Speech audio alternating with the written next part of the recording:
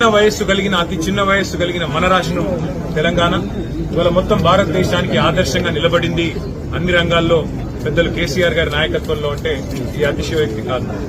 2014 సంవత్సరంలో ఆనాడు వివక్షకు వ్యతిరేకంగా స్వాతంత్ర ఉద్యమ స్ఫూర్తితో ఆనాడు పోరాడిన మహాత్మా గాంధీ, పెద్దలు పండిత్ జవహర్లాల్ నెహ్రూ, డాక్టర్ బాబాసాహెబ్ అంబేద్కర్ లాంటి మహానుభావుల స్ఫూర్తితో ముందుకు పోయి తెలంగాణ రాష్ట్రం సాధించుకున్న తర్వాత పెద్దలు కేసీఆర్ గారి నాయకత్వంలో 10 ఏళ్ల పాటు అత్యద్భుతమైన ఫలితాలను మన రాష్ట్రం అటు పరిపాలనలో ఇటు సంస్కరణల్లో దేశానికి చూపెట్టింది. అభివృద్దిలో, సంక్షేమంలో, తలసరి ఆదాయంలో, వ్యవసాయ విస్తరణలో భారతదేశంలోనే మొట్టమొదటిసారిగా జై జవాన్ జై కిసాన్ అనే నినాదానికి నిజమైన అర్థం ఇచ్చింది కేసీఆర్ గారి నాయకత్వం.